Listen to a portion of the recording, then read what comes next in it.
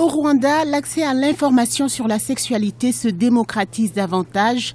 2 jeunes Rwandais ont créé une application qui facilite l'accès à l'information sur la sexualité des jeunes.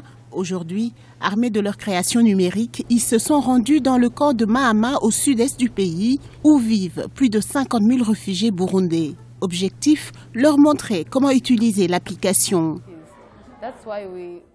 Les gens du camp n'ont pas de téléphone intelligent, pas assez d'équipement et pas un bon accès à Internet. C'est pourquoi nous avons apporté ces tablettes et installé un centre où ils viennent se connecter. Nous leur fournissons également un routeur Wi-Fi.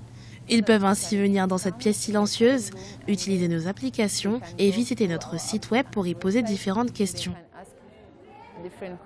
Comme dans tous les pays africains, la sexualité des jeunes est devenue une priorité de santé publique. Une bonne information les aide à faire face à ce monde nouveau pour la plupart.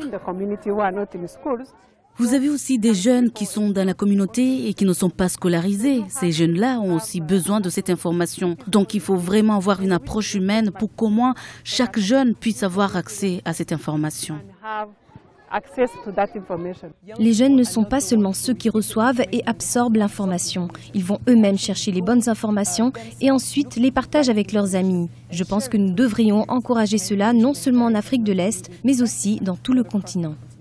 Selon le dernier rapport publié par le Fonds des Nations Unies pour la population en 2015, 18 pays africains figurent sur une liste de 20 pays de l'organisation ayant les plus forts pourcentages de grossesse chez les adolescentes au monde.